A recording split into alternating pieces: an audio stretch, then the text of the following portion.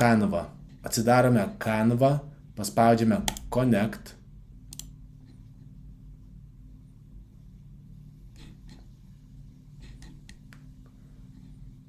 Paspaudžiame Continuous Thomas, paspaudžiame Allow ir Canva yra prijungta.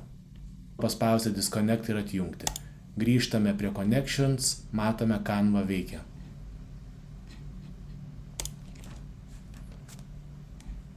Jeigu norime prisidėti kitų, kaip Microsoft 365, spaudžiame Connect, pasirenkam Connect, tęsiame Continue.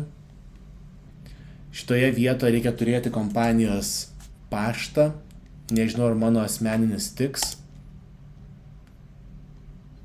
Man neleidžia prisijungti, nes aš neturiu kompanijos pašto. Jungtis galite tik su savo kompanijos paštu.